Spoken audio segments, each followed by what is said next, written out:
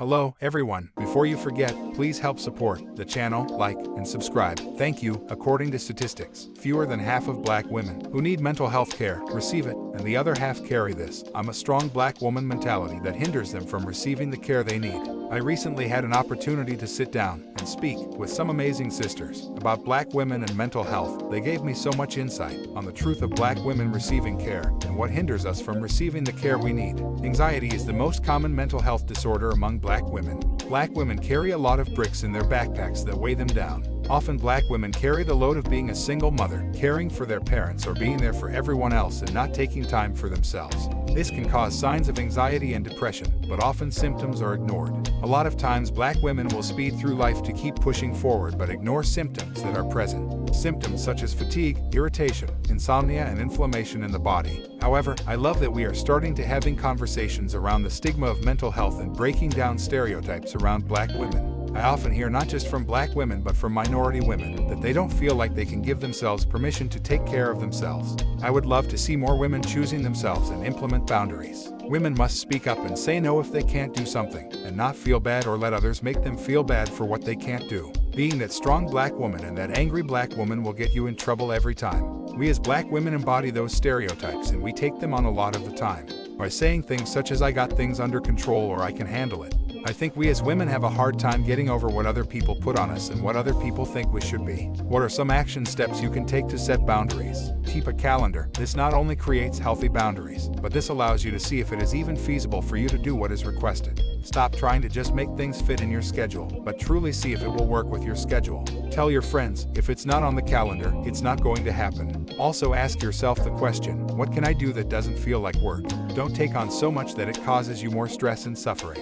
You must also have an accountability partner who will encourage you to make changes and decrease your load. A good resource to use is the Breath app, which will remind you to slow down, take a deep breath and fill your lungs with air. Also, take time to disconnect from the world. This includes not answering emails or phone calls and just taking time for you. It's also good to take a mental health day. This includes doing what you need to do for you and taking the time to listen to your body. You must be disciplined with your time, disciplined with energy, and disciplined with what your home feels like. This truly matters when it comes to setting boundaries and being beneficial to your health. You must be willing to acknowledge when things are not okay. Instead of being quick to say everything is okay, let someone know how you are truly feeling. Don't excuse yourself to really acknowledging when things are honestly are not okay. Acknowledge it to someone else or to yourself that you are not okay. Then ask yourself, what is the solution? You must have an outlet to share your feelings. This could be going to church, talking to your spouse, or even speaking with a therapist. Be careful of the outlets you choose, because every outlet is not a healthy outlet. For example, don't start drinking every day because that's your outlet. This type of behavior will cause other problems. You must take the time to manage your mental health and be purposeful when it comes to finding a solution. The same way you take cold medicine to treat a common cold, so you can feel better. But when it comes to mental health challenges, people just deal with it. Lastly, when you are looking for a therapist, ask questions. It's okay to ask the therapist if they have ever worked with women and men of color. It must be a good fit for you and the therapist. For many black women, their story is one of tenacity, perseverance, and determination.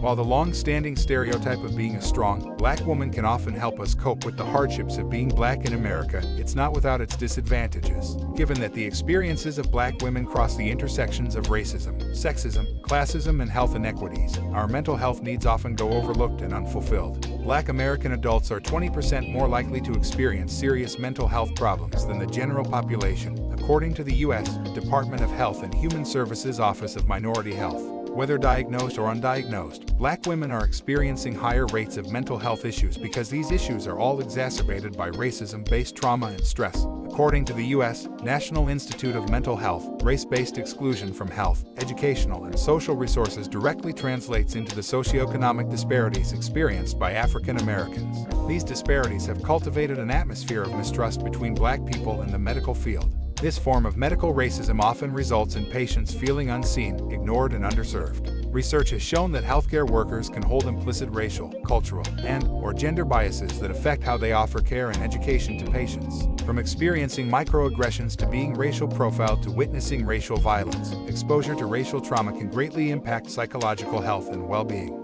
Viewing and witnessing violence of others can also contribute to your own trauma experiences. During times of increased videos and replays of police brutality and injustices based on race, I often advise people to disconnect from social media and news outlets to decrease your exposure and related stress and anxiety. Many in the African American community associate mental illness with shame and embarrassment, and both the affected individual and the family often hide the diagnosis, according to a National Institutes of Health study. The research also showed 63% of Black people believed that a mental health condition was a personal sign of weakness, and only 31% believed depression was a health problem. The strong Black woman narrative also contributes to mental health being taboo. For many, being a strong Black woman is a badge of honor, and unfortunately, the definition is limited in many ways, meaning the more you can endure, the stronger you are. Asking for help is seen as a weakness and is negative.